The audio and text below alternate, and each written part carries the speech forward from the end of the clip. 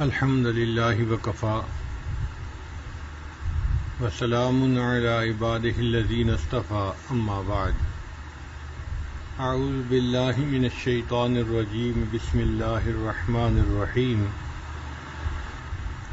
واضرب لهم مثل الرجلین آپ ان سے دو شخصوں کا حال بیان کیجئے جعلنا لأحدہما جنتین من اعناب ان میں سے ایک کو ہم نے انگور کے دو باغ عطا کیے وحففناہما بنخل اور ان کو ہم نے کھجور کے درختوں سے گھیر دیا وجعلنا بینہما زرعا اور ان دونوں کے درمیان ہم نے کھیتی بھی اگا دی، یعنی ایک بندے کے دو باغ تھے انگور کے، ان انگور کے دو باغوں کے درمیان کھیتی بھی تھی اور اس کے اطراف میں کھجوروں کے درخت بھی تھے۔ یہ سورہ کہف کا دوسرا قصہ ہے، ایک بندے کا جس کے پاس دو باغ تھے۔ بعض مفسرین نے لکھا کہ بنی اسرائیل کے یہ دو بندے تھے، ایک امیر آدمی تھا اور اس کا باغ تھا، ایک فقیر آدمی تھا مگر ایمان والا تھا۔ دونوں بھائی تھے یا آپس میں پڑوسی تھے، تعلق تھا، ان کا یہ واقعہ ہے۔ اور بعض مفسرین نے لکھا کہ نہیں، مکہ مکرمہ کے دو لوگ تھے اور یہ ان دونوں کا واقعہ ہے۔ بہرحال مکہ مکرمہ کے ہوں یا بنی اسرائیل کے، واقعہ دو بندوں کا ہے۔ ایک امیر تھا، مشرک تھا، ایمان سے خالی تھا، اور دوسرا فقیر تھا مگر ایمان والا تھا۔ اللہ تعالیٰ بیان فرماتے ہیں کہ جس شخص کو ہم نے باغ دیے اس کے پاس انگوروں کے دو باغ تھے اور ان باغوں کے درمیان کھیتی بھی تھی اور اس کے اطراف میں کھجور کے درخت بھی تھے۔ یہاں دو باغ کیوں کہے گئے، ذرا اس کی حقیقت کو سمجھ لیجئے کہ باغ کے درمیان میں سے پانی کی نہر جا رہی تھی۔ جن لوگوں کے ہاں نہری پانی ہوتا ہے وہ سمجھتے ہیں کہ نہر سے جب پانی لیا جاتا ہے اور اس کی نالا آگے لے کر جاتے ہیں تو دو طرف کھیت الگ الگ ہو جاتے ہیں، حالانکہ وہ ایک ہی مالک ہوتا ہے، مگر اس نالے کے ایک طرف کھیت الگ نظر آتا ہے اور دوسری طرف الگ نظر آتا ہے۔ تو یہ بھی معاملہ ایسا ہی تھا کہ مالک ایک تھا اور باغ بھی ایک ہی تھا، لیکن درمیان میں پانی کے نالا گزرنے کی وجہ سے وہ ایک کی جگہ دو باغ نظر آتے تھے۔ تو اللہ رب العزت نے یوں ہی فرما دیا کہ ہم نے ایک بندے کو دو باغ عطا کیے تھے۔ ان انگور کے دو باغوں کے درمیان جو حصہ تھا اس میں کھیتی باڑی ہوتی تھی اور اس کی جو اطراف تھیں اس کے اوپر کھجور کے درخت لگے ہوئے تھے۔ کلتا الجنتین آتت اکلہا، یہ دونوں باغ اپنا پورا پورا پھل دیتے تھے۔ ولم تظلم منہ شیئا، اور پھلوں میں ذرا بھی کمی نہ رہتی تھی۔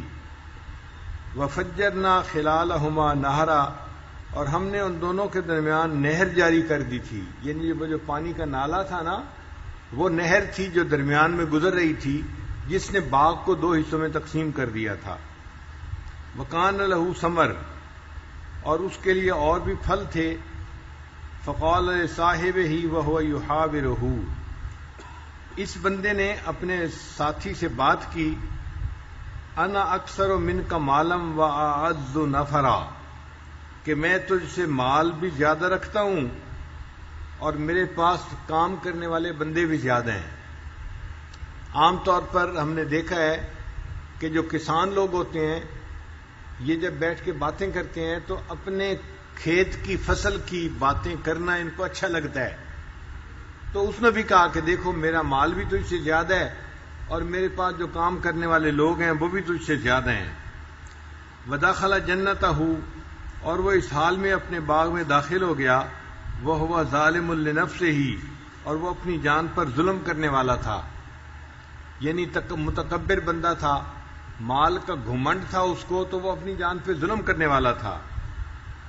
قال، کہنے لگا، ما اظن ان تبید ہذہ ابدا، کہ میں یہ گمان نہیں کرتا کہ یہ باغ کبھی خراب ہوگا۔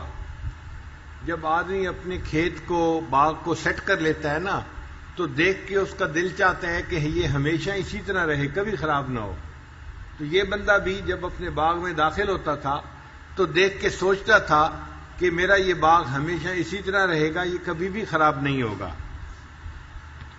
وما اظن الساعة قائمة، اور نہ میں یہ خیال کرتا ہوں کہ قیامت قائم ہوگی۔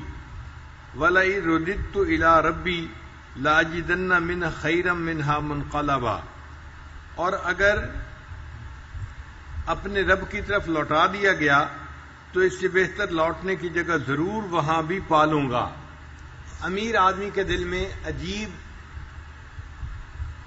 غلط فہمی ہوتی ہے، وہ یہ سمجھتا ہے کہ دنیا میں اللہ نے مجھے جیسے یہاں آسانیاں دی ہیں اور عیش و آرام دیا ہے، جب میں مر جاؤں گا تو آخرت میں بھی مجھے اسی طرح عیش و آرام ہی ملے گا، میں یہاں بھی خاص ہوں، میں آگے بھی اللہ کا خاص بندہ ہوں۔ وہ اپنے اعمال کو نہیں دیکھتا، وہ اپنے مال کو اللہ کے ہاں اپنی قبولیت کی دلیل سمجھتا ہے کہ اللہ مجھ سے راضی ہے تو اللہ نے مجھے اتنا رزق دیا ہوا ہے، ہر چیز اللہ نے جو مجھے عطا کی ہے اس کا مطلب اللہ مجھے اچھا سمجھتے ہیں، مجھے پسند کرتے ہیں، اور چونکہ مجھے پسند کرتے ہیں اور اللہ نے دنیا میں مجھے اتنا دیا ہے تو اول تو قیامت کے دن آنا نہیں، اور اگر آ بھی گیا تو وہاں بھی مجھے اسی طرح بڑا باغ ملے گا اور میں وہاں بھی بڑا بن کر زندگی گزاروں گا۔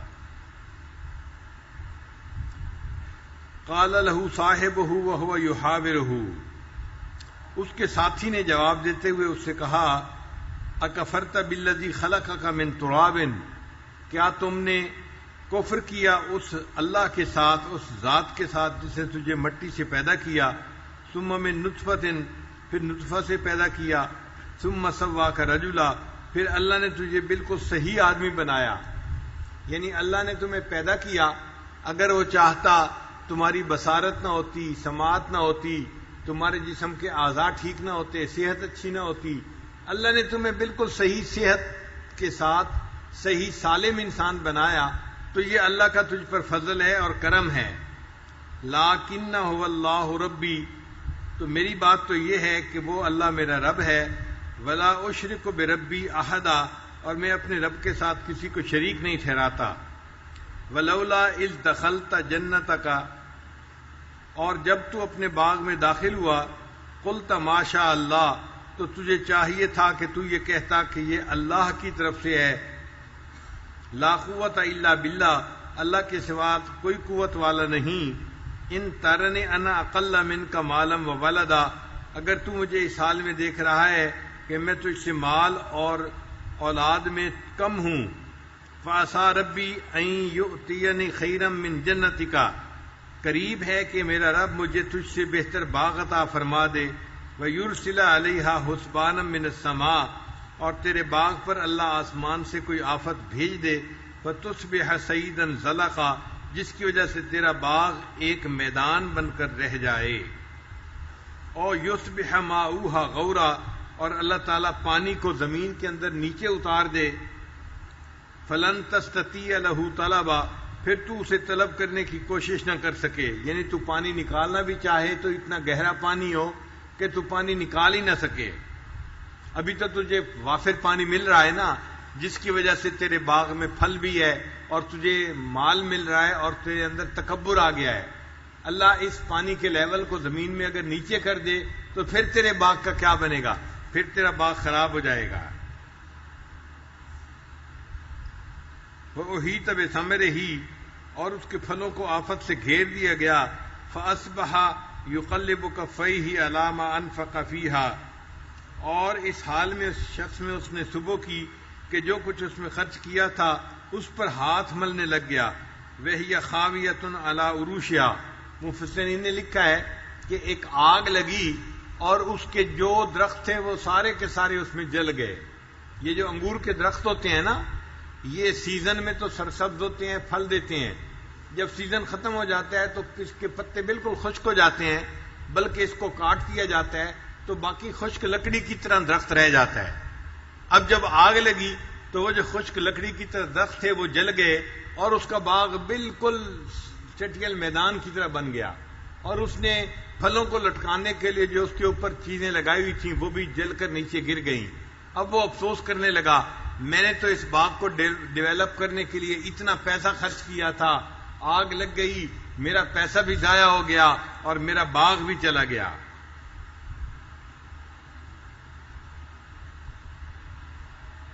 وَيَقُولُ يَا لَيْتَنِي لَمْ أُشْرِكْ بِرَبِّي أَحَدًا، اور وہ کہہ رہا تھا کہ ہائے کاش میں اپنے رب کے ساتھ کسی کو شریک نہ ٹھہراتا، یعنی میں نے جو شرک کیا تو یہ برا کام کیا، اللہ نے مجھے میرے اس باغ سے محروم کر دیا۔ وَلَمْ تَكُن لَّهُ فِئَةٌ يَنصُرُونَهُ، اور اس کے لیے ایسا کوئی گروہ نہ تھا جو اس کی مدد کرتا، من دون اللہ، اللہ کے مقابلے میں، وَمَا كَانَ مُنتَصِرًا، اور نہ وہ خود بدلہ لینے کے اوپر قادر تھا۔ یہ جو آیت مبارکہ ہے نا، یہ خاص معنی رکھتی ہے کہ اللہ تعالیٰ نے اس متکبر بندے کے باغ کو جلا دیا اور اس سے نعمت کو واپس لے لیا، اور فرمایا کہ جب ہم نے نعمت کو واپس لے لیا نہ کوئی اس کی مدد کرنے والا تھا اور نہ وہ کوئی بدلہ لے سکتا تھا۔ ہنالک الولایۃ للہ الحق، ایسے موقع پر اللہ کے سوا میں اللہ ہی کی مدد ہوتی ہے، جو حق ہے، ہوا خیر ثوابا و خیر عقبا، وہ بہتر ہے ثواب کے اعتبار سے اور بہتر ہے انجام کے اعتبار سے۔ یہ اس باغ والے کا قصہ ہے جو سورہ کہف کے اندر بیان کیا گیا۔ پھر اس کے ساتھ اللہ تعالیٰ دوبارہ انسان کو زندگی اور آدم علیہ السلام کے قصے کی طرف لے کے آتے ہیں۔ فرمایا وَاضْرِبْ لَهُم مَثَلَ الْحَيَاةِ الدُّنْيَا كَمَاءٍ أَنزَلْنَاهُ مِنَ السَّمَاءِ، اور آپ ان لوگوں سے دنیاوی زندگی کی حالت بیان کر دیجئے کہ یہ تو پانی ہے جو ہم نے آسمان سے اتارا، فَاخْتَلَطَ بِهِ نَبَاتُ الْأَرْضِ، پھر اس کے ذریعے زمین سے اگنے والی چیزیں خوب پیدا کیں، حشیماً تذروہ الریاح، اور پھر وہ چیزیں جو تھیں وہ چورا چورا ہو کر رہ گیا، وَكَانَ اللَّهُ عَلَى كُلِّ شَيْءٍ مُقْتَدِرًا، جسے ہوائیں اڑا کر لے گئیں اور اللہ ہر چیز پر قادر ہے۔ المال والبنون زینت الحیات الدنیا، یہ آیت مبارکہ یہ بتا رہی ہے کہ دیکھو جس کو اس دنیا میں نعمت ملی ہے وہ اس نعمت کو اللہ کی طرف منسوب کرے۔ اگر اللہ کی طرف منسوب کرنے کے بجائے اپنی طرف منسوب کرے گا تو جو پروردگار نعمتیں دینا جانتا ہے وہ پروردگار نعمت واپس لینا بھی جانتا ہے، وہ واپس بھی نعمت لے لیتا ہے۔ اللہ نے اس بندے کو باغ دیا تھا، یہ تکبر کرنے لگ گیا، اللہ نے آگ لگا کے اس کے باغ کو جلا دیا اور راکھ جو تھی اس کو ہوا نے اڑا دیا، کچھ بھی اس کے پلے نہیں بچا۔ اب اس کا کوئی مددگار بھی نہیں اور وہ اللہ سے بدلہ بھی نہیں لے سکتا، چونکہ اللہ تو غالب ہے اپنے کام میں۔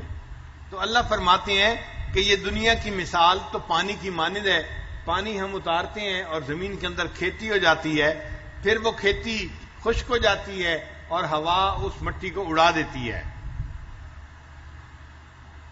وَيَوْمَ نُسَيِّرُ الْجِبَالَ وَتَرَى الْأَرْضَ بَارِزَةً، اور جس دن ہم پہاڑوں کو چلا دیں گے اور اے مخاطب تو زمین کو دیکھے گا کہ وہ کھلا میدان ہے، وَحْشَرْنَاهُمْ، اور ہم ان سب کو جمع کر لیں گے، فَلَمْ نُغَادِرْ مِنْهُمْ أَحَدًا، سو ان میں سے کسی کو بھی نہ چھوڑیں گے، وَعُرِضُوا عَلَىٰ رَبِّكَ صَفًّا، اور وہ آپ کے رب پر صفیں بنائے ہوئے پیش کیے جائیں گے، لَقَدْ جِئْتُمُونَا كَمَا خَلَقْنَاكُمْ أَوَّلَ مَرَّةٍ، آج تم ہمارے پاس اسی حالت میں آئے ہو جیسا کہ ہم نے تمہیں پہلی بار پیدا کیا تھا۔ یعنی جب انسان پیدا ہوتا ہے نا تو ایک ایک بچہ دنیا میں آتا ہے، پیدا ہوتا رہتا ہے، ایک ایک بچہ دنیا میں پیدا ہوتا ہے اور دنیا میں آتا رہتا ہے۔ اسی طرح قیامت میں انسان صفیں بنائیں گے اور ایک ایک کر کے اپنے رب کے سامنے حساب کے لیے پیش ہوں گے۔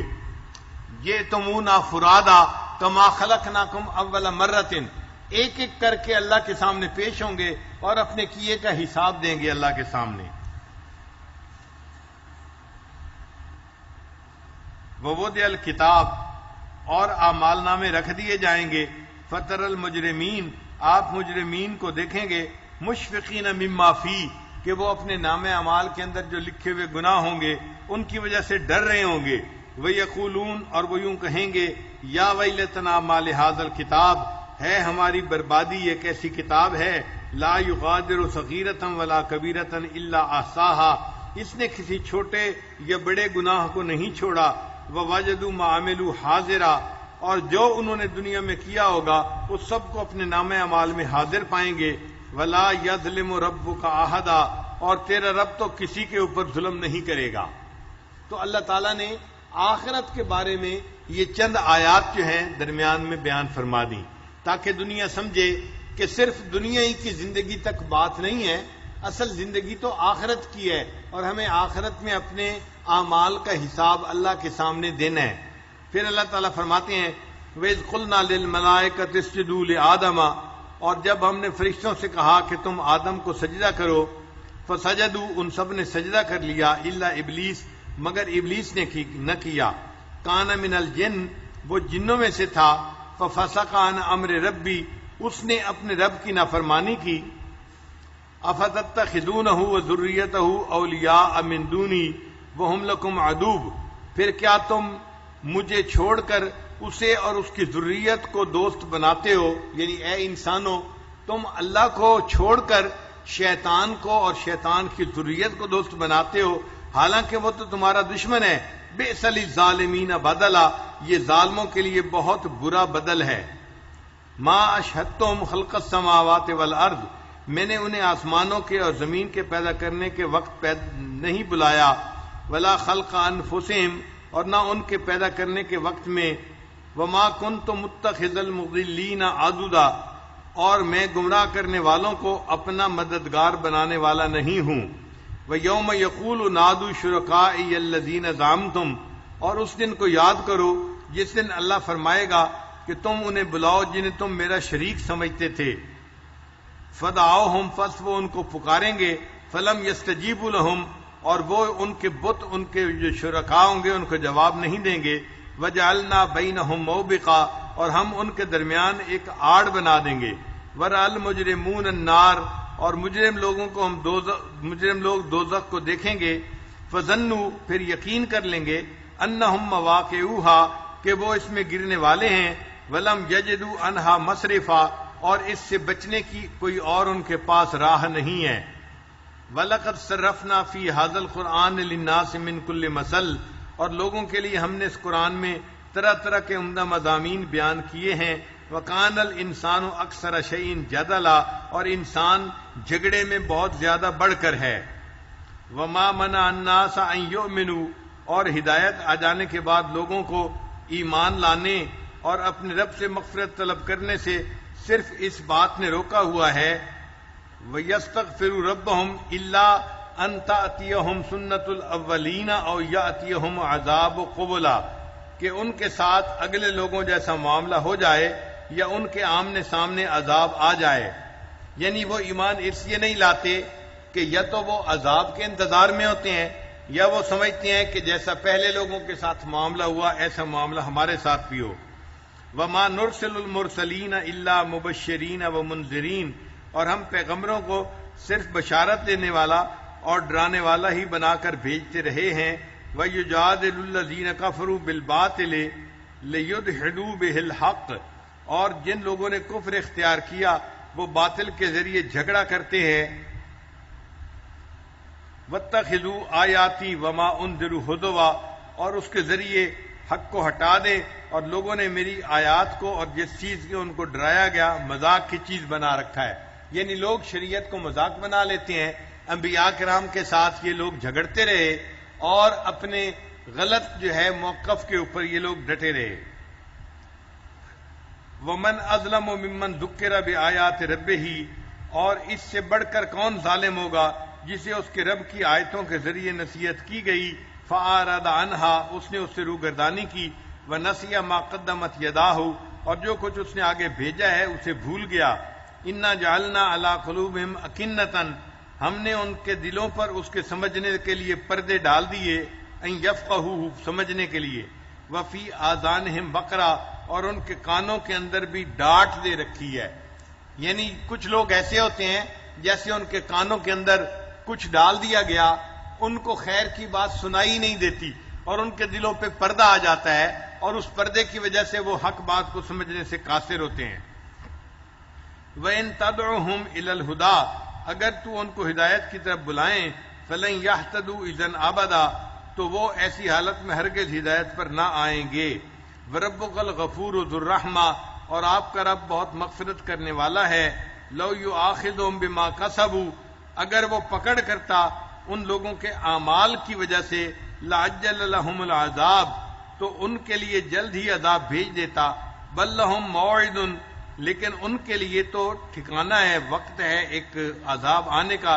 لَن يَجِدُوا مِن دُونِهِ مَوْئِلًا وَتِلْكَ الْقُرَىٰ أَهْلَكْنَاهُمْ، اور یہ وہ بستیاں ہیں جن کو ہم نے ہلاک کر دیا، لما ظلموا، کہ انہوں نے گناہ کیے، وَجَعَلْنَا لِمَهْلِكِهِم مَّوْعِدًا، اور ہم نے ان کے ہلاک ہونے کے لیے وقت کو مقرر کر رکھا ہے۔ یعنی اس سے پہلے بھی ہم عذاب نہیں لاتے، اور جب وہ وقت آ جاتا ہے تو پھر عذاب آیا ہوا ٹلتا بھی نہیں ہے۔ یہ صاحب جنتین کا قصہ ہے جو اللہ رب العزت نے قرآن مجید میں بیان فرمایا۔ کل آپ سے اس پوری سورت کے بارے میں بتایا تھا کہ اس کا ایک لب لباب ہے۔ وہ لب لباب کیا تھا کہ اس میں اللہ تعالیٰ نے 5 قصے بیان فرمائے ہیں۔ کتنے قصے بیان فرمائے ہیں؟ 5 قصے۔ ان قصوں میں جو سب سے مرکزی قصہ ہے وہ حضرت آدم علیہ السلام کا اور ابلیس کا قصہ ہے، آدم و ابلیس کا قصہ۔ اس میں سے کچھ آج آیات بھی گزری جس میں جو ہے ابلیس کے بارے میں کچھ باتیں ہوئیں، تو یہ آدم و ابلیس کا قصہ یہ مرکزی قصہ ہے۔ اور اس سے پہلے 2 قصے تھے وہ عوام الناس کے قصے تھے۔ ان میں سے ایک قصہ تھا اصحاب کہف کا اور ایک قصہ تھا صاحب جنتین کا۔ ہم نے اصحاب کہف کا قصہ بھی پڑھ لیا اور صاحب جنتین کا قصہ بھی آپ پڑھ لیا۔ پھر اس کے بعد 2 قصے ہوں گے، وہ خواص کے قصے ہوں گے۔ ان میں سے ایک قصہ ہوگا حضرت موسیٰ علیہ السلام اور خضر علیہ السلام کا، جو قرآن مجید کے اندر بیان ہوا۔ یہ انشاءاللہ ہم کل پڑھیں گے۔ اور دوسرا قصہ جو خواص میں سے تھا وہ ایک بادشاہ کا ہوگا جس کا نام تھا سکندر ذوالقرنین۔ اس نے اللہ کی زمین پہ اللہ کے حکم کو نافذ کیا تھا۔ یہ قصہ بھی آئندہ بعد میں آئے گا۔ یہ 2 خواص کے قصے ہم بعد میں پڑھیں گے۔ تو گویا پوری سورت کا خلاصہ آپ 5 قصوں میں سمجھ سکتے ہیں۔ درمیانی قصہ کون سا تھا؟ آدم علیہ السلام تھا اور ابلیس کا۔ اور پہلے 2 قصے کون سے تھے؟ عوام الناس کے۔ ان میں سے ایک قصہ کس کا تھا؟ اصحاب کہف کا تھا، اور دوسرا کس کا تھا؟ صاحب جنتین کا تھا۔ اور بعد کے 2 قصے کن کے ہیں؟ خواص کے قصے ہیں۔ ان میں سے پہلے خواص میں سے کون تھے؟ حضرت موسیٰ علیہ السلام تھے، اور ایک بندہ تھا جس کو اللہ نے علم عطا کیا تھا، وہ خضر علیہ السلام تھے۔ اور دوسرے خاص بندے کون تھے؟ ایک بادشاہ گزرا ہے جس کا نام سکندر ذوالقرنین تھا، اور اس کو اللہ نے ہر چیز دنیا کی عطا کی تھی، اور وہ اللہ کی زمین پہ اللہ کا حکم نافذ کرنے والا تھا، اس لیے وہ خاص بندہ تھا۔ یہ 2 قصے آئندہ ہم پڑھیں گے۔ ابھی تک ہم نے صرف 2 قصے پڑھے ہیں، اور تیسرا قصہ آدم و ابلیس کا بھی آج کچھ ہم نے پڑھا ہے، باقی 2 قصے بعد میں پڑھیں گے۔ اب یہ تو لب لباب ہو گیا۔ اب اس لب لباب کو تھوڑا سا اور آگے بڑھا لیجئے تو آپ کے لیے بات کو یاد کرنا آسان ہوگا کہ ان تمام قصوں میں سب سے پہلے اللہ رب العزت نے جب سورہ کہف کو شروع کیا تو اپنی الوہیت کا ذکر کیا ہے کہ الہ کون ہے؟ فقط اللہ کی ذات ہے۔ عبادت کے لائق کون ہے؟ اللہ کی ذات ہے۔ لا الہ الا اللہ، نہیں کوئی معبود سوائے اللہ کے۔ تو اللہ نے سورت کو شروع کیا تو شروع میں اللہ نے اپنی الوہیت کا تذکرہ کیا ہے، اور جب اللہ نے اس سورت کو ختم کیا تو ختم کے اوپر اپنی ربوبیت کا ذکر کیا ہے۔ ختم میں اللہ نے کس کا تذکرہ کیا ہے؟ اپنی ربوبیت کا تذکرہ کیا ہے کہ رب کون ہے؟ اللہ کی ذات ہے۔ فمن کان یرجو لقاء ربہ، اپنی ربوبیت کا تذکرہ اللہ نے سورت کے آخر پر کیا ہے۔ تو سورت کے شروع میں اللہ نے تذکرہ کس کا کیا؟ اپنی الوہیت کا، اور آخر پہ تذکرہ کس کا کیا؟ اپنی ربوبیت کا۔ اور ایک نقطہ اور بھی یاد رکھیں کہ سورت کے شروع میں اللہ نے اپنے پیارے حبیب صلی اللہ علیہ وسلم کا تذکرہ کیا، مگر ان کی ابدیت کا تذکرہ کیا ہے، ان کی ابدیت کا تذکرہ کیا ہے. الحمدللہ الذی انزل علی عبدہ الکتاب، تو عبد کا تذکرہ کیا ہے. تو شروع میں اللہ نے اپنے حبیب کی ابدیت کا تذکرہ کیا ہے، اور آخر کے اوپر جہاں اللہ نے اپنی ربوبیت کا تذکرہ کیا وہاں پر اپنے محبوب کی بشریت کا تذکرہ کیا ہے. وہاں کس کا تذکرہ کیا ہے؟ محبوب کی بشریت کا تذکرہ کیا ہے. قل انما انا بشر مثلکم، تو بشریت کا تذکرہ آ گیا نا. تو اب پوری سورت کا خلاصہ اور آپ زیادہ بہتر طور پہ سمجھ سکتے ہیں کہ اس سورت میں کتنے قصے بیان ہوئے؟ 5. مرکزی قصہ کون سا ہے؟ آدم و ابلیس کا قصہ، اور اس سے پہلے 2 عوام الناس کے قصے ہیں. ایک ان میں سے نوجوانوں کا قصہ اصحاب کہف کا ہے، اور دوسرا صاحب جنتین ایک امیر آدمی کا قصہ، مگر وہ مشرک تھا، ایمان سے خالی تھا، اس کا قصہ اللہ نے بیان فرمایا ہے. یہ 2 قصے ہم نے پڑھ لیے، اور اس کے بعد 2 قصے اور ہوں گے، وہ خواص کے قصے ہوں گے. ان میں سے ایک ہوگا حضرت موسیٰ علیہ السلام کا واقعہ، اور دوسرا کون سا ہوگا؟ سکندر ذوالقرنین کا واقعہ. حضرت موسیٰ علیہ السلام تو کلیم اللہ تھے، اللہ کے رسول تھے، اولو العزم رسولوں میں سے تھے، اس لیے وہ خواص میں سے تھے. اور سکندر ذوالقرنین اس لیے خواص میں سے تھا کہ وہ امیر آدمی تھا، مگر اللہ کے زمین پر اللہ کے حکم کو نافذ کرنے والا تھا. اور جو بندہ اللہ کی زمین پہ اللہ کے حکم کو نافذ کرے وہ اللہ کو بڑا پسندیدہ ہوتا ہے، اس لیے وہ بھی ایک مقبول بندہ بن گیا، اللہ کا خاص بندہ بن گیا. پھر اس سورت کے شروع میں اللہ نے اپنی الوہیت کا تذکرہ کیا ہے. کس کا تذکرہ کیا ہے؟ اپنی الوہیت کا. اور سورت کے آخر میں اللہ نے اپنی ربوبیت کا تذکرہ کیا ہے. پھر سورت کے شروع میں اللہ نے اپنے حبیب صلی اللہ علیہ وسلم کی ابدیت کا تذکرہ کیا ہے. کس کا کیا ہے؟ ان کی ابدیت کا تذکرہ کیا ہے. اور سورت کے آخر میں اللہ نے اپنے حبیب صلی اللہ علیہ وسلم کی بشریت کا تذکرہ کیا ہے. یہ اب پوری سورت کا خلاصہ آپ کے ذہن میں گویا بیٹھ گیا. اب ہم ذرا چند نکات اور بھی اس کے بارے میں پڑھتے ہیں. سب سے پہلے نکات ہیں جو اللہ تعالیٰ ارشاد فرماتے ہیں الحمدللہ الذی انزل علی عبدہ الکتاب، کہ اللہ رب العزت نے اپنے پیارے حبیب صلی اللہ علیہ وسلم کے لیے عبد کا لفظ استعمال کیا ہے. انسان کے لیے سب سے بڑا مقام جو وہ دنیا میں پا سکتا ہے وہ ابدیت ہے. سب سے بڑی بلندی جو انسان اس دنیا میں حاصل کر سکتا ہے وہ بلندی کون سی ہے؟ ابدیت. اسی لیے انسان ذکر کرتا ہے تاکہ ذکر کی وجہ سے انسان کے اندر اللہ کی محبت آ جائے، اور اللہ کی محبت اس کے دل سے ماں سوا کی محبت کو ختم کر دیتی ہے، دنیا کی محبت مٹا دیتی ہے، مخلوق کی محبت کر دیتی ہے، دل اللہ کی محبت سے بھر جاتا ہے. اب یہ اللہ کی محبت جو ہے صرف اسی کا ہونا ہی مقصود نہیں ہے، بلکہ اس سے ایک قدم آگے ہے. وہ کیا؟ کہ جب یہ محبت دل میں آتی ہے اور بڑھ جاتی ہے پھر انسان اپنے محبوب کو راضی کرنا چاہتا ہے. محبت کی وجہ سے اپنے محبوب کو راضی کرنے کی فکر ہوتی ہے. ماں بیٹے کو خوش کرتی ہے، بیٹا والدین کو خوش کرتا ہے، تو محبوب محب ہمیشہ اپنے محبوب سے محبت ہی نہیں کرتا بلکہ اپنے محبوب کو راضی کرنے کی فکر میں لگا ہوتا ہے. تو جب بندے کے دل میں اللہ کی محبت آ گئی اب اس کے دل میں کیا خواہش پیدا ہوگی کہ میں اپنے اللہ کو راضی کروں. چنانچہ اس کے دل میں رضا کی طلب پیدا ہوتی ہے اور بندہ مقام رضا کو حاصل کرنے کی فکر میں آ جاتا ہے. اب جس بندے کو رضا حاصل ہونے کی فکر لگ جاتی ہے تو رضا کیا چیز ہے؟ رضا ہے اللہ کی تقدیر کے اوپر راضی رہنا.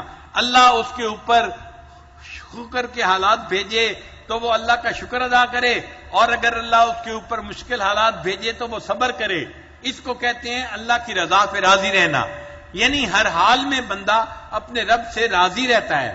نبی علیہ الصلوۃ والسلام نے حدیث پاک میں فرمایا الحمدللہ علی کل حال، میں اللہ سے ہر حال میں راضی ہوں. تو بندہ اپنے رب سے ہر حال میں راضی ہوتا ہے، خوشی میں بھی راضی ہوتا ہے اور غم میں بھی راضی ہوتا ہے. یہ مقام رضا کہلاتا ہے. یہ بڑا مقام ہے جو بندے کو دنیا میں حاصل ہو سکتا ہے. اور ایسا بندہ جس کو یہ مقام رضا حاصل ہو سکتا ہے وہ بندہ صحیح معنوں میں اللہ کا بندہ کہلاتا ہے، اس کو مقام ابدیت نصیب ہوتا ہے، اور یہ بندے کی معراج ہے جو دنیا میں اس کو حاصل ہو سکتی ہے. اور اللہ نے اپنے پیارے حبیب صلی اللہ علیہ وسلم کے لیے اس معراج والے لفظ کا نام استعمال کیا اور فرمایا الحمدللہ الذی انزل علی عبدہ الکتاب، تو عبد کا لفظ اللہ نے اپنے پیارے حبیب صلی اللہ علیہ وسلم کے لیے استعمال کیا۔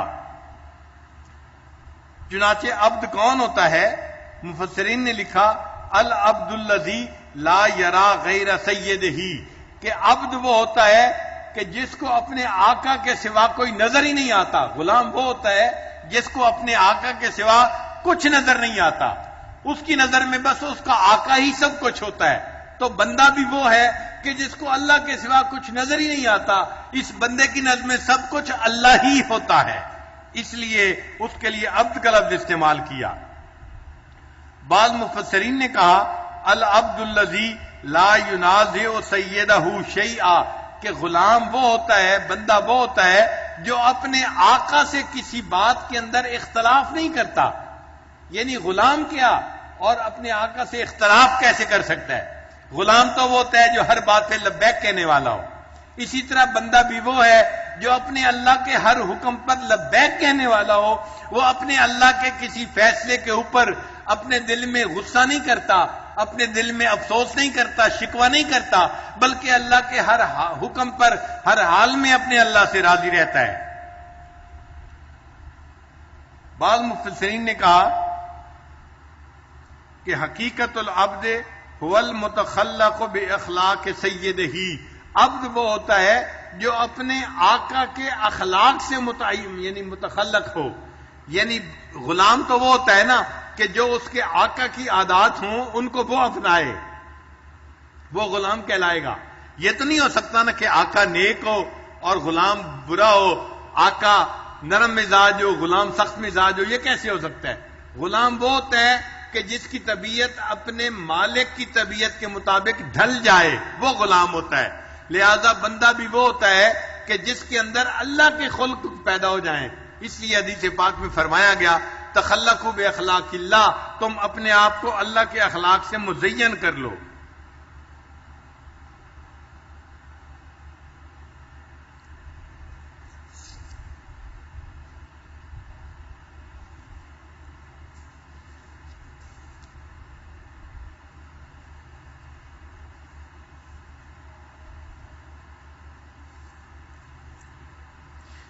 اللہ رب العزت نے سورت کو حمد کے ساتھ شروع کیا، تو ہمیں چاہیے کہ قولی، فعلی اور حالی ہر طرح کی حمد اللہ کے لیے ہونی چاہیے۔ قولی کہتے ہیں زبان سے انسان الحمدللہ پڑھے، اللہ کی تعریف کرے، اللہ میں آپ سے ہر حال میں راضی ہوں، اے اللہ آپ نے مجھے بہت اچھے حال میں رکھا ہے، میں اپنے پروردگار سے ہر حال میں خوش ہوں، یہ قولی حمد ہو گئی۔ اور ایک ہے فعلی، فعلی کا مطلب یہ کہ انسان پھر اللہ کے حکموں کی فرما برداری بھی کرے، یہ اللہ کی حمد ہے کہ انسان اللہ کے حکموں کی پابندی کرنے والا ہو۔ اور حالی جو ہے وہ یہ کہ انسان کسی بھی حال میں ہے، عند کل حال من الاحوال، وہ اللہ کی حمد بیان کرے۔ نبی علیہ السلام نے ارشاد فرمایا الحمدللہ علی کل حال، کہ میں اللہ سے ہر حال میں راضی ہوں۔ تو بندہ اپنے اللہ سے ہر حال میں راضی رہے، یہ اللہ تعالیٰ کی حمد ہے جو ہمیں بیان کرنی چاہیے اور ہمیں راضی رہنا چاہیے۔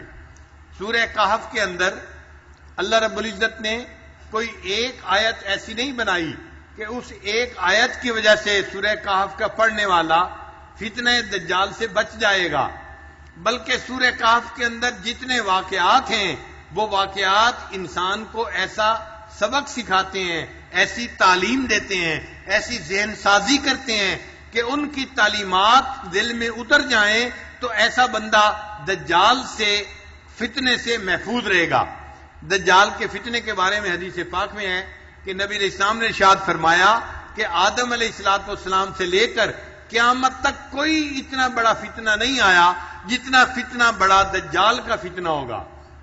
صحابہ کرام کہتے ہیں ہم اتنا ڈرتے تھے دجال کے فتنے سے کہ اگر کوئی بندہ قضائے حاجت کے لیے درختوں کی اوٹ میں جاتا تھا تو جب درختوں سے نکل کر واپس آتا تھا تو وہ ڈر رہا ہوتا تھا ایسا نہ ہو میں واپس جاؤں اور دجال آ چکا ہو، اتنا ڈرتے تھے دجال کے آنے سے۔ تو اگر صحابہ کرام کو دجال کے آنے کا اتنا ڈر تھا تو آپ سوچیں ہم تو قیامت کے کتنے قریب کی زندگی گزار رہے ہیں، ہمیں تو دجال کے فتنے سے بڑا ڈرنے کی ضرورت ہے۔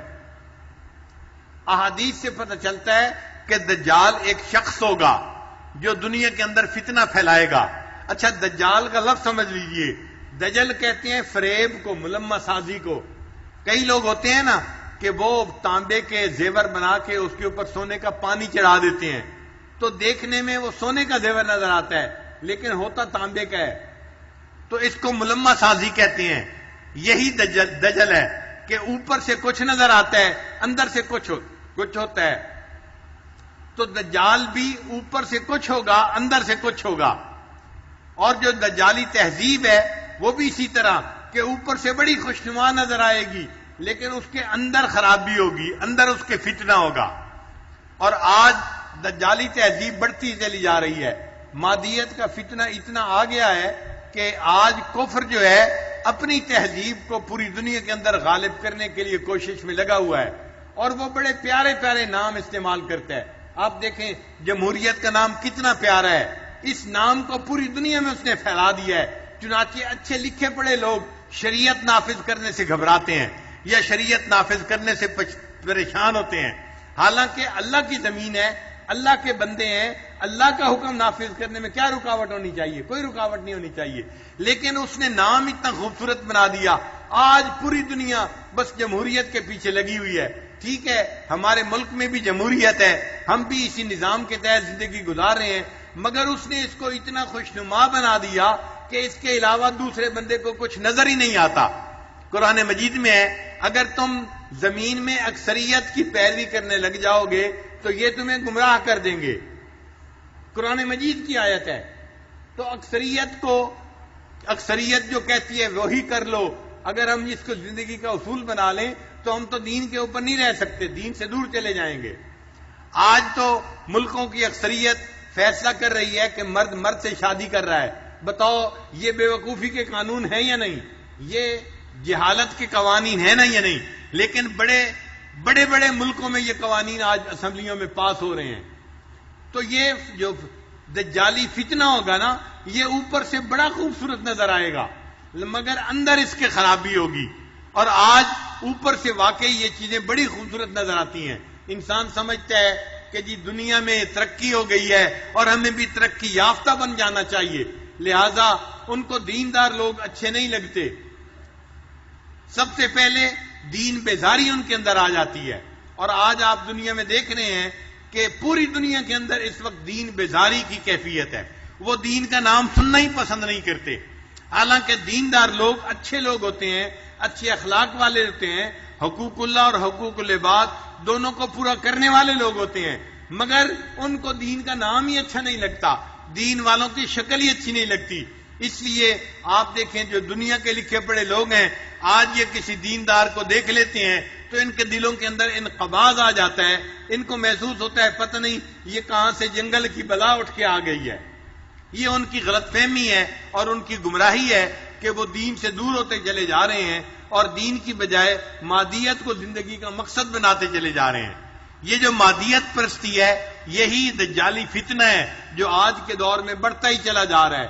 آپ دیکھیں آج کے دور میں انسان اسی دنیا کی زندگی کو اپنا سب کچھ سمجھنے لگ گیا ہے، اسی دنیا کی زندگی کو اپنی زندگی کا مقصد سمجھنے لگ گیا ہے. جس بندے کو دیکھو اس کا دل چاہتا ہے گھر ایسا ہو، گاڑی ایسی ہو، بچے ایسے ہو، تعلیم ایسی ہو، کاروبار ایسا ہو، جو ہو یہی ہو، اور آخرت ذہن سے نکلتی جا رہی ہے، آخرت کو بھولتا ہی جا رہا ہے. یہی دجالی فتنہ ہے کہ انسان آخرت کو بھول جائے گا اور دنیا کی زندگی کو اپنا سب کچھ سمجھنا شروع کر دے گا. اس کے اوپر جو ہے ہمارے بعض اکابرین نے کتابیں بھی لکھی ہیں. مادیت اور ایمان کا یہ مقابلہ ہے جو آج کے دور میں ہو رہا ہے.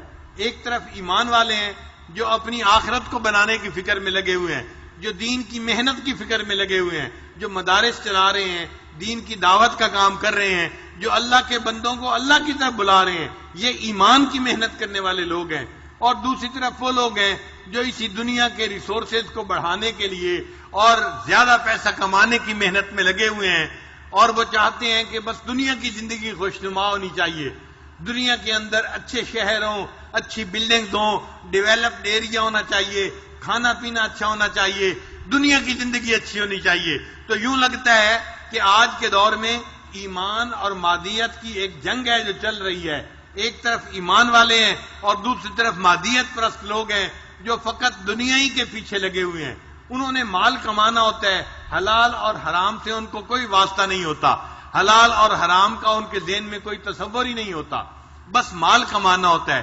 یہی دجالی فتنہ ہے جو آج کے دور میں عام ہو گیا ہے، اور اس میں ہر بندہ جو ہے وہ آہستہ آہستہ الجھتا چلا جا رہا ہے.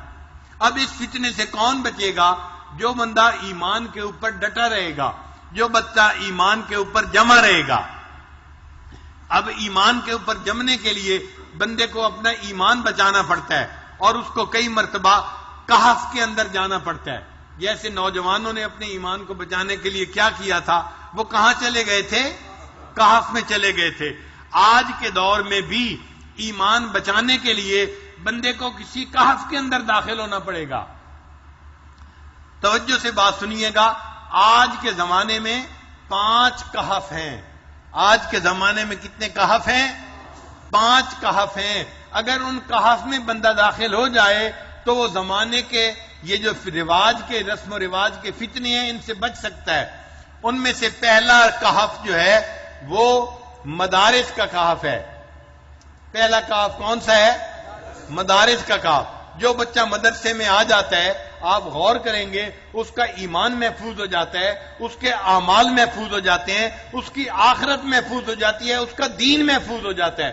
دنیا کی یہ نئی نئی ترقی اس بندے کو نہیں لبھا سکتی، اس بندے کو شیطانی راستے پہ نہیں چلا سکتی. یہ بندہ مدرسے کی برکت کی وجہ سے اپنے دین کے اوپر جمع ہوتا ہے، اور اس نے اپنے دانتوں کے ساتھ مضبوطی سے شریعت کو پکڑا ہوا ہوتا ہے.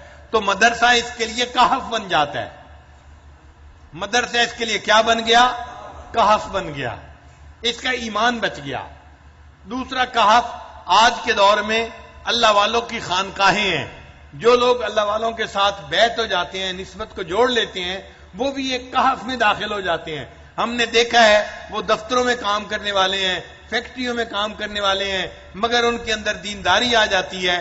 وہ رسم و رواج کی طرف نہیں جاتے، وہ زمانے کی جو ہے فتنے فساد کی طرف نہیں جاتے، بلکہ اللہ کی محبت کی طرف بڑھتے ہیں اور دین کی زندگی گزارتے ہیں. ان کا بھی ایمان محفوظ ہو جاتا ہے اللہ اللہ کرنے کی برکت کی وجہ سے. تو یہ اللہ والوں کی خانقاہیں بھی آج کے دور میں ایک کہف کی مانند ہیں.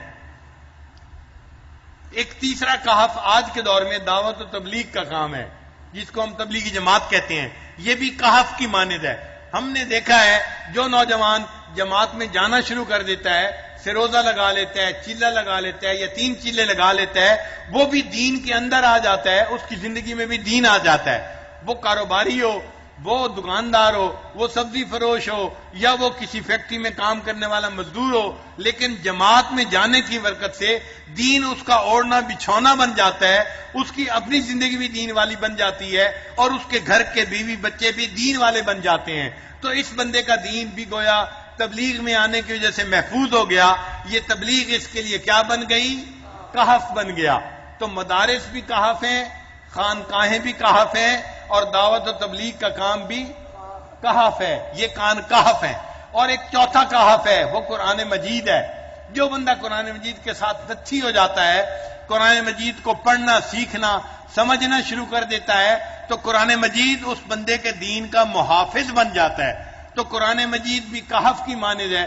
آپ غور کریں، جو نوجوان مسجدوں میں درس قرآن ہوتا ہے ان میں جڑ جاتے ہیں اور درس قرآن روزانہ اٹینڈ کرتے ہیں، ان لوگوں کا دین محفوظ ہو جاتا ہے. حالانکہ وہ یونیورسٹیوں میں پڑھنے والے ہوتے ہیں، وہ کام کرنے والے ہوتے ہیں، بازاروں میں بیٹھنے والے ہوتے ہیں، لیکن درس قرآن کی وجہ سے ان کی زندگی محفوظ ہو جاتی ہے.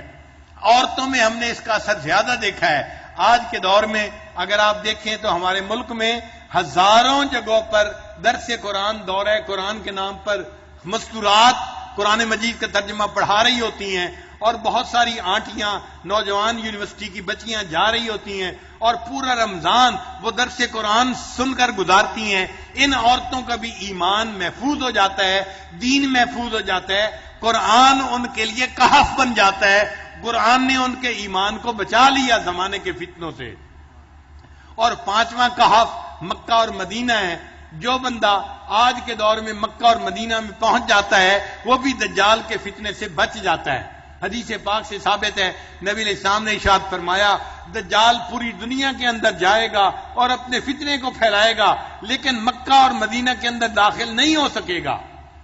تو چونکہ حدیث پاک سے ثابت ہے کہ دجال مکہ اور مدینہ میں داخل نہیں ہو سکے گا، اس لیے مکہ اور مدینہ بھی کہف کی مانند ہو گئے، جو وہاں چلا جائے گا وہ دجال کے فتنے سے محفوظ ہو جائے گا۔ تو کتنے کہف دنیا کے اندر ہوئے؟ 5 کہف ہوئے۔ ایک کہف کون سا ہوا؟ مدرسے کے ساتھ جڑ جانا۔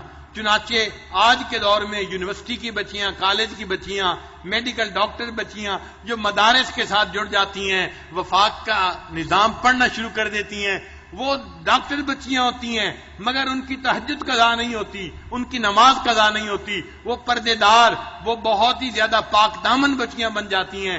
ان کی زندگی کے حالات پڑھتے ہیں تو حیران ہوتے ہیں کہ پہلے وقت میں تو بڑی بڑی جو ہے ولیہ عورتیں بھی ایسی زندگی نہیں گزارتی تھیں جیسی زندگی یہ نیک آج کی بچیاں گزار رہی ہیں۔ تو ان کے لیے یہ مدرسہ ایک کہف بن جاتا ہے جو ان کے ایمان کو بچا لیتا ہے۔ اور دوسرا کہف کون سا ہے؟ خانقاہ، اللہ والوں کی خانقاہیں جہاں بھی ہیں، یہ خانقاہیں بندے کو اللہ سے جوڑتی ہیں، اللہ کے ذکر سے جوڑ دیتی ہیں۔ ایسے لوگ رسم و رواج میں نہیں پڑتے بلکہ انقطاع عن المخلوق حاصل کرتے ہیں اور ترک دنیا کرتے ہیں، اور ذکر کی کثرت کی وجہ سے یہ اللہ کی طرف بھاگتے ہیں، ففروا الی اللہ کا مصداق بن جاتے ہیں، ان کا بھی ایمان محفوظ ہوتا ہے۔ اس لیے یہ خانقاہیں ان کے لیے بھی کہف کی مانند بن جاتی ہیں۔ اور تیسرا کہف کون سا ہوا؟ دعوت و تبلیغ کا کام۔ جو بندہ دعوت و تبلیغ کے ساتھ جڑ جاتا ہے، مقامی گشت کرتا ہے، بیرونی گشت کرتا ہے، سروزہ لگاتا ہے، شب جمعہ میں جانا شروع کر دیتا ہے، ہم اپنی آنکھوں سے دیکھتے ہیں اس بندے کا دین محفوظ ہو جاتا ہے۔ وہ بندہ دیکھنے میں دنیا دار بندہ ہوتا ہے، ایک سبزی فروش ہے یا مزدور ہے یا کام کرنے والا ہے، لیکن دین کی فکر اس کو لگ جاتی ہے، پوری دنیا میں دین آ جائے اس کے دل کا غم بن جاتا ہے، اس کا ایمان محفوظ ہو گیا، یہ دجالی فتنے سے بچ گیا، تو یہ دعوت و تبلیغ اس کے لیے کہف بن گئی۔ جیسے اصحاب کہف کا ایمان بچ گیا تھا، اللہ نے اس نوجوان کا ایمان اس دعوت و تبلیغ کی وجہ سے محفوظ فرما دیا۔ چوتھا کہف کون سا ہے؟ قرآن مجید ہے۔ جو بندہ دنیا کے جس ملک میں بھی ہو، اگر درس قرآن کے ساتھ جڑا ہوا ہے، اگر وہ قرآن مجید کا ترجمہ سیکھ رہا ہے، قرآن مجید کو سمجھ رہا ہے، قرآن مجید کی تعلیمات کے مطابق زندگی گزار رہا ہے، تو قرآن مجید کی برکت ایسی ہے، یہ قیمہ ہے، یہ کتاب انسان کو دین کے اوپر جما دیتی ہے، اس کی برکت سے اللہ اس کے دین کو محفوظ کر لیتے ہیں، لہذا قرآن مجید بھی بندے کے لیے ایک کہف بن جاتا ہے۔ اور پانچواں کہف کون سا ہے؟ مکہ اور مدینہ، یہ بھی اللہ نے ایسے شہر بنا دیے جو برکت والے شہر ہیں۔ پیارے حبیب صلی اللہ علیہ وسلم کی پیدائش مکہ مکرمہ میں ہوئی اور آپ صلی اللہ علیہ وسلم کی وفات اور آپ کا آرام مدینہ طیبہ میں ہوا۔ یہ دونوں شہر نبی علیہ السلام کے شہر ہیں اور یہ دونوں کہف ہیں۔ جو وہاں پہنچ جائے گا اللہ تعالیٰ دجال سے اس کی حفاظت فرمائیں گے اور اس بندے کا ایمان محفوظ ہو جائے گا۔ لہذا اب ہم اگر چاہتے ہیں کہ ہمارا ایمان محفوظ ہو تو ہمیں پہلا کام کیا کرنا پڑے گا؟ ہمیں کسی نہ کسی کہف کے ساتھ نتھی ہونا پڑے گا اپنے ایمان کو بچانے کے لیے۔ تو سورہ کہف کے جو 5 واقعات ہیں نا، ہر واقعے میں کوئی نہ کوئی سبق ہے۔ تو اصحاب کہف کے واقعے میں سبق کیا ہے کہ اے بندے، اگر تم اپنا ایمان بچانا چاہتے ہو زمانے کے جو ہے نا حالات سے، اور جو ہر طرف بے حیائی کا ماحول بڑھ رہا ہے اور کفر بے حیائی کو پھیلانے کے لیے کوششیں کر رہا ہے، تو تمہیں اپنے ایمان کو بچانے کے لیے کہف میں سے کسی نہ کسی کہف کے اندر جانا پڑے گا، تب تمہارا ایمان محفوظ ہو جائے گا۔ یہ بات سمجھ آ گئی؟ اب اگلا قصہ کون سا ہے؟ صاحب جنتین کا قصہ۔ دوسرا قصہ کون سا ہے؟ صاحب جنتین کا قصہ۔ اس قصے کا سبق اور لب لباب یہ ہے کہ اے بندے، اگر تمہیں اللہ تعالیٰ دنیا میں نعمتیں دیتے ہیں، تم فیکٹری کے مالک ہو، تم بزنس مین ہو، تم اچھی جاب کرنے والے ہو، تم اچھی تعلیم رکھنے والے ہو، اور تمہیں مال پیسہ ہے، گاڑی ہے، گھر ہے، سب دنیا کی نعمتیں موجود ہیں، اپنے اندر گھمنڈ مت آنے دینا۔ جس پروردگار نے نعمت دی ہے، ان نعمتوں کو اسی کی طرف منسوب کرنا، اپنی طرف نعمتوں کو منسوب نہ کر لینا۔ انسان عام طور پر نعمتوں کو اپنی طرف منسوب کرتا ہے۔ آپ قارون کا قصہ پڑھ کے دیکھ لیں تو قارون نے کیا کہا تھا کہ یہ سب کچھ وہ ہے، اوتیتم علم من عندی، جو میرے پاس علم تھا بزنس کا، میں نے اس کو لگایا، اور اتنا مال مجھے جو دیا تو یہ میرے علم کی وجہ سے مجھے ملا۔ اس نے اس مال کو اللہ کی طرف نہیں منسوب کیا کہ اللہ نے مجھے رزق عطا کیا ہے، بلکہ اس کو اپنی طرف منسوب کیا کہ یہ مجھے ملا ہے۔ تو قارون نے کیا کیا تھا؟ مال کو اپنی طرف منسوب کیا تھا، اس کی وجہ سے پھر اللہ کی پکڑ میں آ گیا۔ اور یہ جو صاحب جنتین تھا، اس نے بھی مال کو کس طرح منسوب کیا؟ اپنی طرح منسوب کیا۔ میرا یہ باغ ہے، میرا باغ کبھی ختم نہیں ہوگا، میں نے اتنا اچھا اس کو ڈیولپ کیا ہے اور یہ ہمیشہ ہمیشہ رہے گا، اور میں تو مر بھی گیا تو مجھے تو آخرت میں بھی اتنا اچھا ٹھکانہ مل جائے گا۔ اس نے اپنی طرف منسوب کیا، اور اپنی طرف منسوب کرنے کی وجہ سے اللہ تعالیٰ نے اس نے دنیا کے باغ کو جلا کے بھی رکھ دیا اور اس کو اس نعمت سے محروم بھی کر دیا۔ تو یہ قصہ ہمیں سکھا رہا ہے کہ جس بندے کو اللہ دنیا میں نعمت عطا کرے، وہ نعمت کو کس کی طرف منسوب کرے؟ اس منعم علیہ طرح کی طرف منسوب کرے جس نے نعمت کو عطا کیا ہے۔ جو پروردگار نعمتیں دینا جانتا ہے، وہ پروردگار نعمتیں لینا بھی جانتا ہے۔ تو یہ صاحب جنتین کا قصہ ہمیں یہ سبق دیتا ہے، ہم یہ سبق اچھی طرح سیکھ لیں اور کبھی اپنی ان نعمتوں کو اپنی طرف منسوب نہ کریں کہ میں نے یہ کیا، نہ میں نے نہیں کیا۔ اگر فیکٹری میری چل رہی ہے تو میں نہیں چلا رہا، اللہ چلا رہے ہیں۔ اگر میری کھیتی سب مجھے زراعت دے رہی ہے تو میں نہیں اس سے کھیتی لے رہا، اللہ مجھے دے رہے ہیں۔ تو دینے والا کون ہے؟ اللہ ہے۔ اللہ کی طرف نظر جانی چاہیے، اپنی ذات کی طرف نظر نہیں جانی چاہیے۔ تو صاحب جنتین کے ذریعے سے ہمیں یہ سبق مل گیا۔ تو ہمیں اصحاب کہف کے قصے سے کیا سبق ملا؟ کہ ہمیں اپنا ایمان بچانے کے لیے کسی نہ کسی کہف کے ساتھ نتھی ہو کے زندگی گزارنی چاہیے۔ چنانچہ وہ 5 کہف کون سے ہیں؟ مدارس کہف ہیں، خانقاہیں کہف ہیں، دعوت و تبلیغ کا کام کہف ہے، قرآن مجید کے درس جہاں بھی دنیا میں ہوتے ہیں، مرد دیتے ہیں، عورتیں دیتی ہیں، مرد عورت سب کے لیے یہ قرآن مجید کے ساتھ نتھی ہو جانا، یہ کہف کے اندر داخل ہونے کی مانند ہے۔ قرآن مجید بندے کے ایمان کو محفوظ کر لیتا ہے اور بندے کو سیدھے رستے کے اوپر رکھتا ہے، بھٹکنے نہیں دیتا۔ اور 5واں کہف کون سا ہے؟ 5واں کہف مکہ مدینہ ہے۔ اس لیے حدیث پاک میں آتا ہے کہ قرب قیامت میں ایک وقت آئے گا کہ دیندار لوگ پریشان ہوں گے، اور پریشان ہو کے وہ مکہ اور مدینہ کی طرف ہجرت کریں گے۔ کوئی مدینہ جائے گا، کوئی مکہ جائے گا، تو مکہ اور مدینہ کی طرف ہجرت کرنا یہ حدیث پاک سے ثابت ہے۔ آج بھی اللہ تعالیٰ اگر کسی بندے کو اتنا مال عطا کرے کہ وہ گھر اپنا بدل سکتا ہے تو مکہ اور مدینہ جا کے رہنا چاہیے، کیونکہ وہیں پہ امام مہدی آئیں گے اور وہیں پر جو ہے اللہ تعالیٰ ایمان والوں کی حفاظت فرمائیں گے۔ اور ایک اور بات سن لیجئے کہ میں نے ایک حدیث پاک میں یہ بات پڑھی، میں ابھی آج اس کا ریفرنس تلاش کر رہا تھا۔ اس حدیث پاک میں تھا کہ جب امام مہدی آئیں گے تو امام مہدی کے جو انصار ہوں گے یہ کہف میں رہنے والے لوگ ہوں گے۔ امام مہدی کے جو انصار ہوں گے، انصار سے کیا مراد؟ ان کے جو مددگار ہوں گے۔ تو ان کے مددگار کون لوگ ہوں گے؟ جو اس وقت کے اصحاب کہف ہوں گے وہ ان کے مددگار ہوں گے۔ تو جو گویا اس وقت ان 5 کہف کے اندر رہنے والے لوگ ہوں گے نا، یہ اپنے وقت میں امام مہدی کے انصار بنیں گے، ان کے دوست بنیں گے، اور اللہ ان کے ایمانوں کی حفاظت فرمائیں گے، اور دجال کے فتنے سے یہ لوگ محفوظ رہیں گے۔ تو سورہ کہف ہمیں دجال کے فتنے سے محفوظ کرتی ہے، سورہ کہف کے اندر 5 قصے ہیں اور ہر قصہ ہمیں ایک سبق سکھاتا ہے. ہم نے 2 قصے پڑھے ہیں اور 2 قصوں سے ہم نے 2 سبق سیکھے ہیں. ایک سبق ہم نے سیکھا ہے کہ اصحاب کہف کی طرح ہمیں اپنی زندگی میں کسی نہ کسی کہف کے ساتھ نتھی ہو کر رہنا ہے تاکہ ہمارے ایمان کی حفاظت ہو جائے. اور دوسرا سبق ہمیں صاحب جنتین کے قصے سے سیکھا. وہ سبق کیا تھا کہ اللہ اگر کسی کو نعمتیں عطا کرے تو نعمتوں کو اپنی طرف منسوب نہ کرے, اپنے اندر عجب اور تکبر نہ پیدا ہونے دے, نعمتوں کو اللہ کی طرف منسوب کریں جس نے نعمتوں کو عطا کیا ہے. جو بندہ ایسا کرے گا وہ شکر ادا کرنے والا ہوگا, اس کا ایمان محفوظ رہے گا. اور جو ان کو اپنی طرف منسوب کرے گا یہ دجالی فتنے کے اندر جو ہے وہ گرفتار ہو جائے گا اور ایمان سے محروم ہو جائے گا.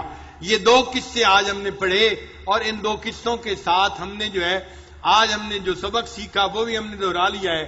تیسرا قصہ تھا آدم و ابلیس کا. تو یہ قصہ ہمیں اپنی آخرت کی طرف یاد دلاتا ہے.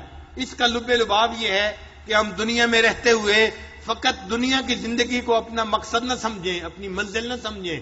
منزل ہماری کچھ اور ہے. ہم خانہ بدوش لوگ ہیں. ہم کون ہیں؟ خانہ بدوش لوگ ہیں. ہمارا گھر جنت تھا, وہاں سے نکل پڑے اور ہم دنیا میں ایک جگہ سے دوسری جگہ رہتے پھر رہے ہیں. بالآخر جانا کہاں ہے؟ ہم نے جنت میں جانا ہے. ہم اپنے گھر کو نہ بھولیں. ایک وقت آئے گا جب ہم فوت ہو جائیں گے, پھر قیامت قائم ہوگی اور پھر اللہ تعالیٰ ایمان کے صدقے ہمیں ہمارے گھر میں واپس لوٹا دیں گے. ہم جنت میں واپس پہنچیں گے, وہ ہمارا ٹھکانہ ہوگا, وہ ہمارا مستقر ہوگا. وہاں پر ماں کے سینہ فی ہے ابدا, ہم ہمیشہ ہمیشہ نعمتوں میں زندگی گزارنے والے بن جائیں گے. تو تیسرا قصہ ہمیں یاد دلاتا ہے, اے لوگوں فقط دنیا کی زندگی کو اپنا سب کچھ نہ سمجھو اور دنیا سے دل نہ لگاؤ اور دنیا کے آرام اور دنیا کی عیش پرستی کے اوپر نہ ریجھ جاؤ, بلکہ اپنی آخرت کو یاد رکھنا اور اپنے اصلی گھر کو کبھی نہ بھولنا.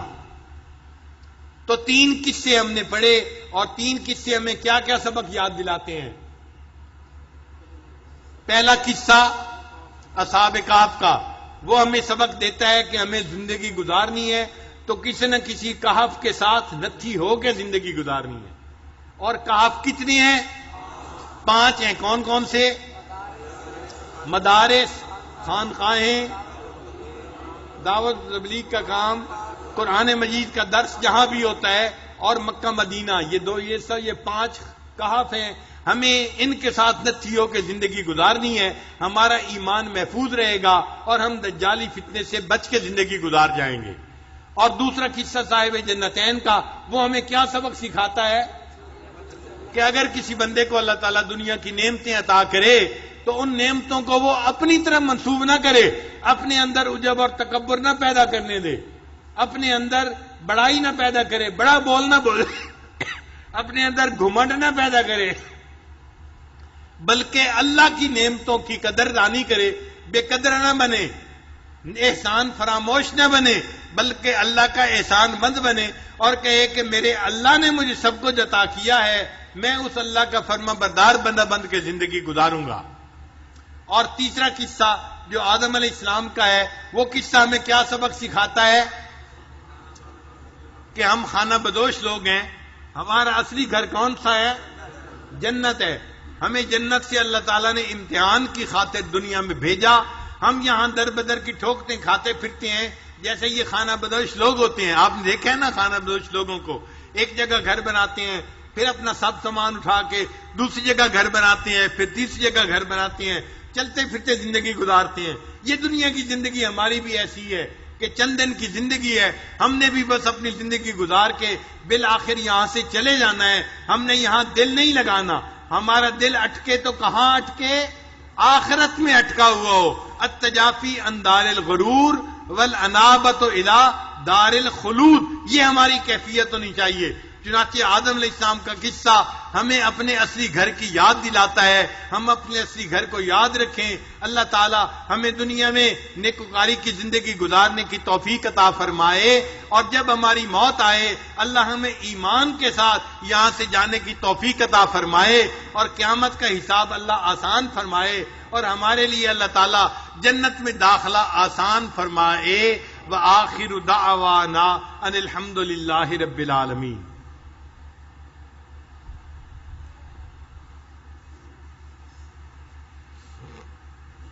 تھوڑی دیر کے لیے مراقبہ کر لیجئے، آنکھوں کو بند کر لیجئے، سر کو جھکا لیجئے. دنیا اور جو کچھ دنیا میں ہے اس سے ہٹ کٹ کے اللہ کی یاد میں ڈوب جائیے.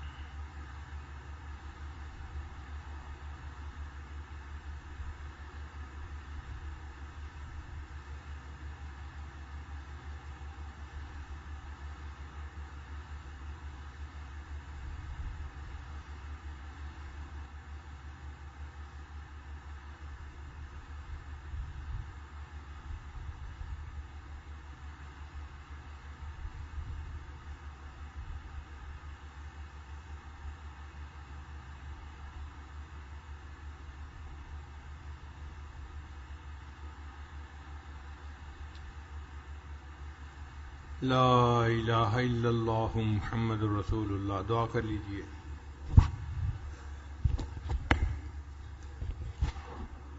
سبحان ربی الوہاب. اللہم صلی علی سیدنا محمد وعلی آل سیدنا محمد وبارک وسلم. ربنا ظلمنا انفسنا وان لم تغفر لنا وترحمنا لنکونن من الخاسرین. پروردگار عالم، ہم ظاہر میں بندے ہیں، حقیقت میں نہایت گندے ہیں. ہمارے من کی گندگیوں کو دور فرما اللہ، دلوں کی ظلمتوں کو دور فرما. اے میرے مولا، ہمارے سینوں کو اپنی محبت سے لبریز فرما. اللہ، اپنے عشق کی آتش ہمارے سینوں میں پیدا فرما. اللہ، انگ انگ سے اپنے ذکر کو جاری فرما، روئے روئے سے اپنے ذکر کو جاری فرما. ہڈی ہڈی بوٹی بوٹی میں اپنی محبت پیدا فرما. اے بے کسوں کے دستگیر، اے ٹوٹے دلوں کو تسلی دینے والے، اے خالی جھولیوں کو بھر دینے والے، پروردگار عالم ہماری جھولیوں کو بھرپور فرما۔ اے میرے مولا، حضرت نے جیسے آج فرمایا کہ کسی کہف کے ساتھ جڑنا چاہیے، اللہ ہم بھی آپ کے ایک ولی کی خانقاہ میں حاضر ہیں۔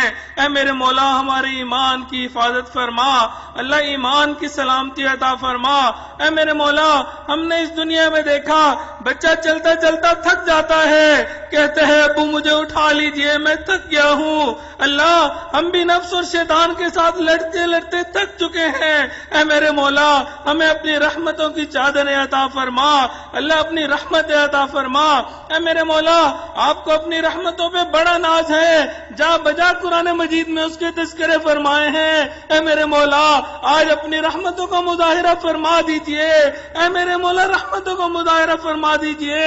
اللہ یہ دور قریب سے لوگ یہاں آئے بیٹھے ہیں، اے میرے مولا یہ کوئی دنیا مانگنے تو نہیں آئے بیٹھے، اللہ دنیا کے طلبگار تو نہیں ہیں، اللہ یہ آپ سے آپ کو چاہتے ہیں۔ اللہ اپنی محبت عطا فرما دیجئے، اللہ اپنی لقاء عطا فرما دیجئے۔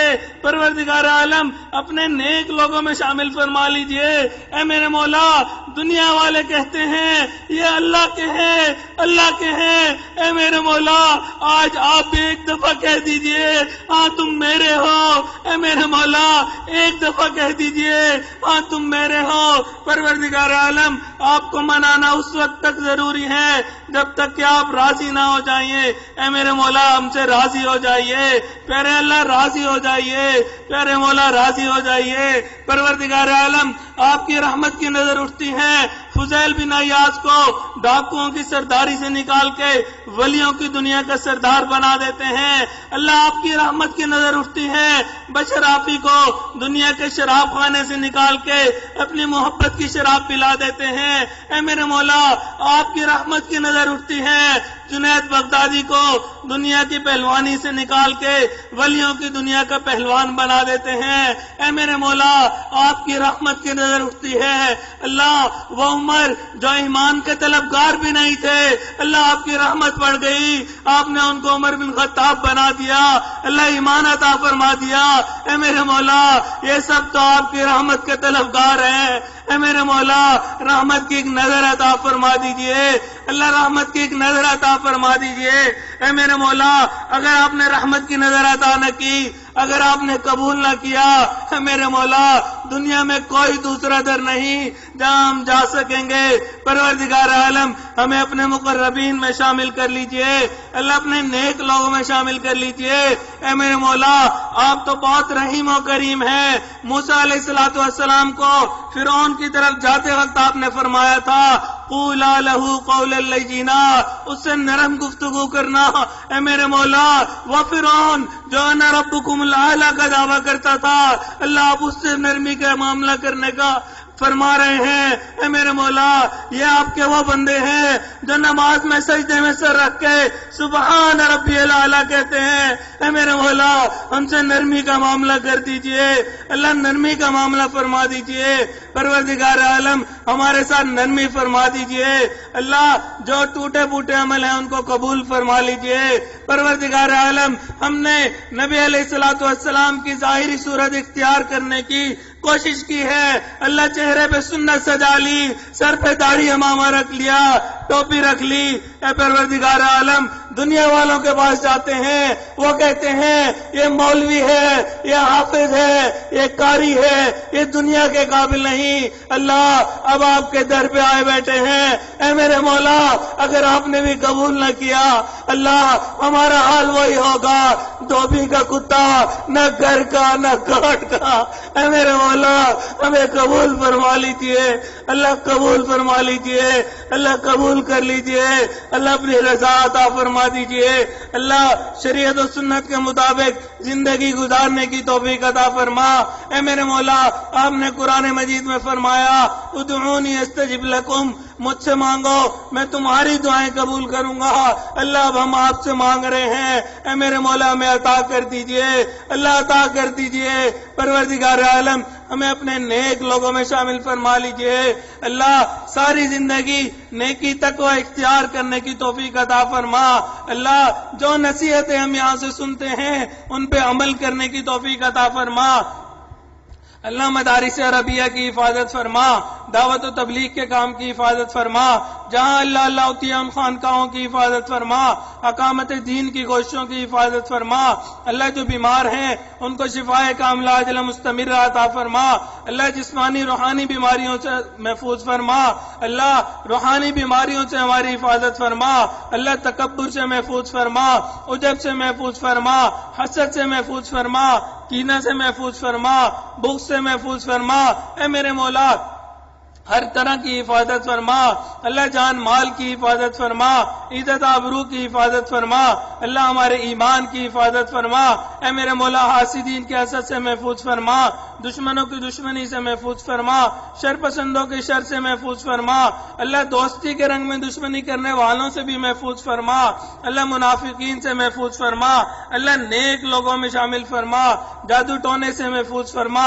سفلی عملوں سے محفوظ فرما، پروردگار عالم ہر قسم کی حفاظت فرما، اللہ آفات بلیات سے محفوظ فرما، اللہ ہمارے ملک پاکستان کی حفاظت فرما، اللہ جو اس کے دشمن ہیں ان کو ہدایت عطا فرما، جن کی قسمت میں ہدایت نہیں چن چن کے دفعہ دور فرما، اے میرے مولا اس کو امن کا گہوارہ بنا، پروردگار عالم دور بیٹھے جتنے لوگ ان دعاؤں پہ آمین کہہ رہے ہیں سب کے دلوں کی نیک تمناؤں کو پورا فرما، نیک مرادوں کو پورا فرما، اللہ جنہوں نے دعاؤں کا کہا ان کے بھی دلوں کی نیک مرادوں کو پورا فرما، اللہ جن کے ہم پہ حقوق آتے تھے کہہ نہ سکے جن نے کہا اللہ تمام لوگوں کی نیک تمناؤں کو پورا فرما، پروردگار عالم جو اولاد نرینہ کے طلبگار ان کو نیک صالح اولاد نرینہ عطا فرما، جو صاحب اولاد ان کے اولادوں کو نیکوکار بنا، فرما بردار بنا، ماں باپ کی آنکھوں کی ٹھنڈک بنا، اللہ اولاد کے غموں سے محفوظ فرما، اولاد کے دکھوں سے محفوظ فرما، اے میرے مولا